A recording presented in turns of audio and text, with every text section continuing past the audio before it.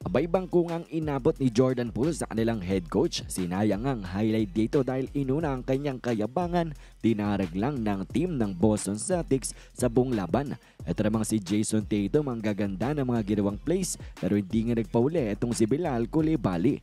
Eastern Conference Battle tayo ngayong araw mga idol. Top team versus bottom team. Boston Celtics versus Washington Wizards. Well, start na agad na in the first quarter tong si Bilal Coulibaly, ang baby kaway ng Wizards, cooking early with 11 straight points ang dahil dinidisrespect nga siya ni Porzingis at iniiwan ng wide open. Kaya itong Celtics mga idol napilitang iswitch tuloy si Tatum dito kay Coulibaly para pigilan ang hot hand niya early. At nagtagumpay naman sila dyan mga idol at itong ang reigning NBA champions hindi nga basta-bastang nagpauli at team effort ang kanilang ginawa sa laban para nga makabalik at itayang score at 16 points. At talagang after nga ng hot start ng Wizards ay ang Celtics nang nagkontrol ng labang ito. Kanilang tinapos ang first quarter na may 34-23 lead after nga ng 11-point first quarter din ito ni Jason Tatum.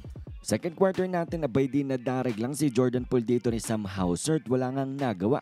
Kit nagreklamo na lang sa referee at pinalobo na rin ng Celtics dito ang kanilang kalamangan to 17 points kaya timeout ang tinawag ng Washington.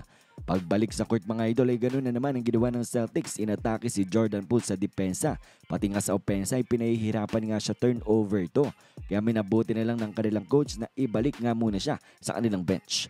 At sa buong second quarter natin, pinakita nga ng Wizards kung bakit silang worst team in the NBA ngayon at pinaglaruan nga lang ng reigning NBA champs. Pero buti na lang pagbalik ni JP sa court, bumawi nga siya ng kanyang tough 3-pointer dito tas ng asar agad ng kalaban.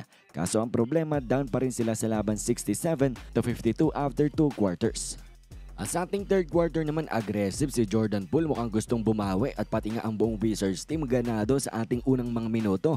Pero kahit papano'y nasabayan naman sila neto nga ang Boston Celtics at pinanatili ang double-digit lead nila. Sayang pang move dito ni Jordan Poole, angas na sana kaso hindi nga naging highlight. Pero eto ngang si Bilal Coulibaly, abay poster dunk ang ginawa nga dito at ng trash talk pa pagtapos niyan. Timeout dyan ang team ng Boston.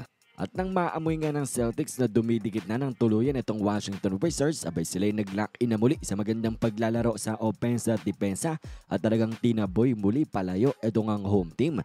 Binilik nga nila sa 19-point lead ang kanilang kalamangan, 91-72 after 3 quarters. At para nga sa ating fourth quarter, ito nga si Tatum at Pritchard ang nanguna para nga dito sa mga dayo para nga panatilihin ang kanilang kalamangan dito sa Wizards team na gusto nga talagang bumalik sa laban.